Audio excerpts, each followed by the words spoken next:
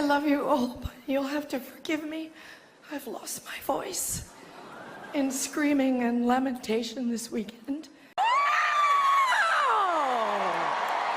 And I have lost my mind. Because Hillary Clinton will be our first woman president. Sometime earlier this year, so I have to read.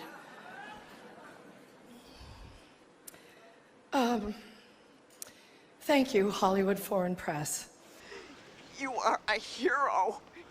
A genuine hero. Just to pick up on what Hugh Laurie said, you and all of us in this room really belong to the most vilified segments in American society right now.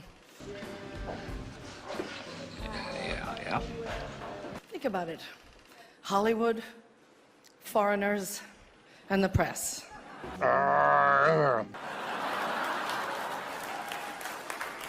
But who are we? And you know, what is Hollywood anyway? It's just a bunch of people from other places. Are you stupid or something? I was born and raised and educated in the public schools of New Jersey. Viola was born in a sharecropper's cabin in South Carolina. Faux? Came up in Central Falls, Rhode Island. Sarah Paulson was born in Florida, raised by a single mom in Brooklyn. Sarah Jessica Parker was one of 7 or 8 kids from Ohio. Shut up and get to the point! Amy Adams was born in Vicenza, Veneto, Italy. And Natalie Portman was born in Jerusalem. Where are their birth certificates?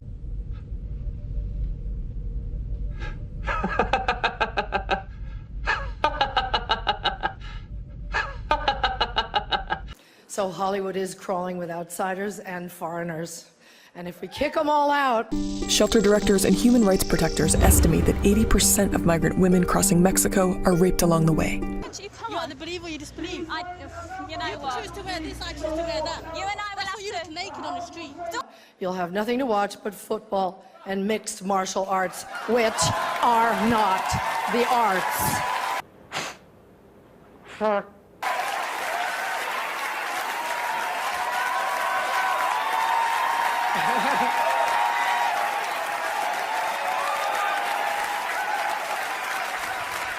They gave me 3 seconds to say this, so. An actor's only job is to enter the lives of people who are different from us and let you feel what that feels like. Feels like cold shit. And there were many, many, many powerful performances this year that did exactly that. Breathtaking, compassionate work. This analysis. Name one. I think this Name is a one. terrific. I think this Name is a one. I'm going to step around the rubble today, Christopher. One. I think this is a terrific. But there was one performance this year that stunned me. It sank its hooks in my heart. Not because it was good. There was nothing good about it. Can you, like, shut up? But it was effective and it did its job. It made its intended audience laugh and show their teeth.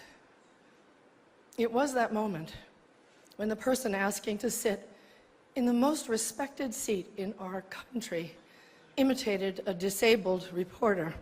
Ooh, Timmy.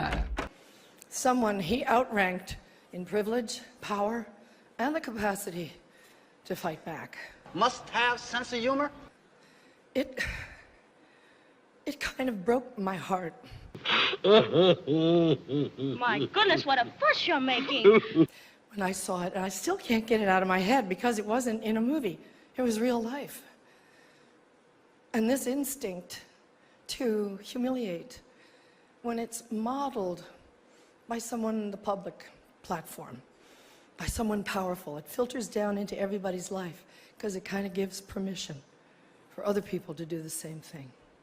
What are you talking about? Invites disrespect. Violence incites violence. When the powerful use their position to bully others, we all lose. Oh, God. Okay, this brings me to the press.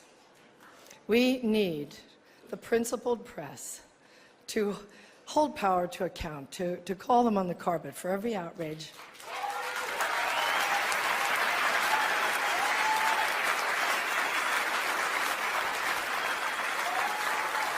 That's why That's why our founders enshrined the press and its freedoms in our Constitution. So I only ask the famously well-heeled Hollywood foreign press and all of us in our community to join me in supporting the Committee to Protect Journalists, because we're going to need them going forward, and they'll need us to safeguard the truth. David Duke and people like that, they come out from under the rocks all the time around this time this year. It got nothing to do with Donald Trump.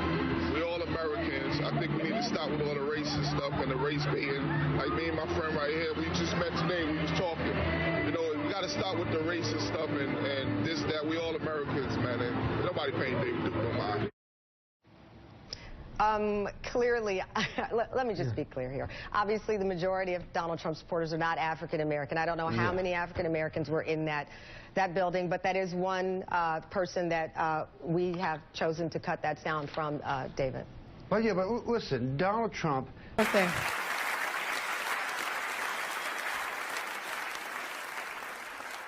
Once, when I was standing around on the set one day, whining about something, you know, we were going to work through supper or the long hours or whatever, Tommy Lee Jones said to me, "Isn't it such a privilege, Meryl, just to be an actor?"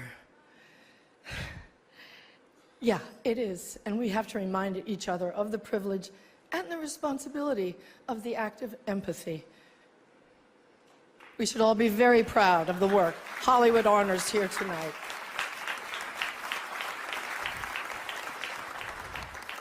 As my